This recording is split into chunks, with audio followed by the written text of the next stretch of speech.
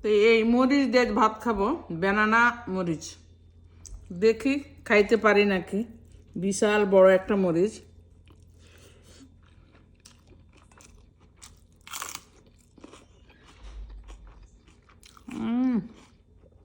খাইতে পারি, মজা আছে মরিচটা। মাংসের সাথে, খাসির মাংসের সাথে ওই মরিচটা ভালোই লাগে।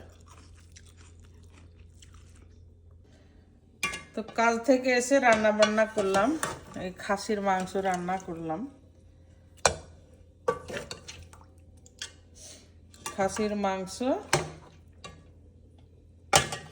আর এটা বড় একটা মরিচ দিয়ে খাবো।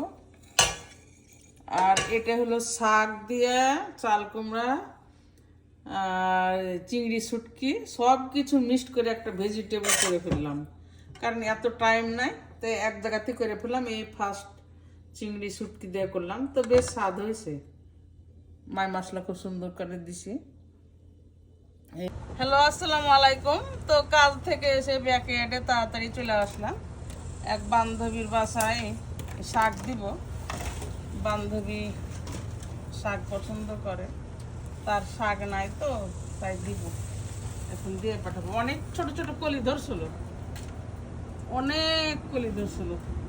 এই কলিগুলো হয়তো এই ডালটা কেটে ফেললাম। তবে টাটকা শাক খাওয়ার মজাই আলাদা।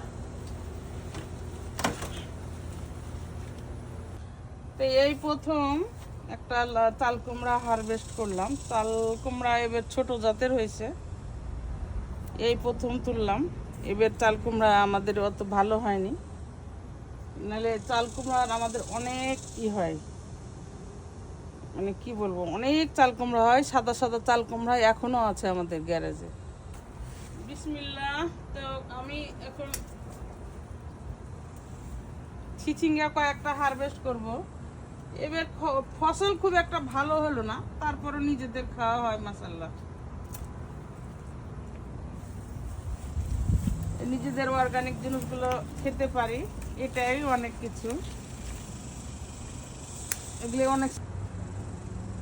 আমি খাসির মাংস রান্না করব। পরিচিত ফ্রেন্ডদের জন্য এই যে শাকটাগুলো উঠাইলাম, দিয়ে দিব। একাই তো আর খাওয়া সম্ভব না, সবাইকে দিয়েই খাই। এই চিংড়ি শুটকি দিয়ে আমি এগুলা রান্না করব। দেখি আজকে ফার্স্ট টাইম চিংড়ি শুটকি দিয়ে এগুলা রান্না করতেছি, ইনশাল্লাহ অনেক মজাই লাগবে। খোলা জালি পিঠা বানাইলাম। এটা হলো গরুর মাংস, খাসির মাংস ঝোল দিয়ে অনেক মজা। এখন আমি মাংস দিয়ে খাচ্ছি, খুবই মজা, একদম অনেক ক্রিস্পি হয়েছে। যে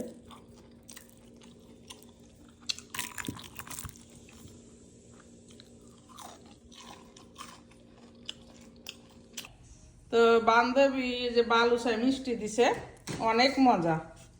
বিসমিল্লাহ। ফুল করে এই ডগাটা কেটে ফেলেছি।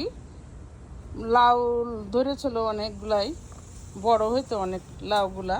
এটা গ্রিন লাউ, খেতেও অনেক সুস্বাদু হইতো মাশাআল্লাহ, কিন্তু পড়ে গেল, কাটে ফেলেছি ভুল করে।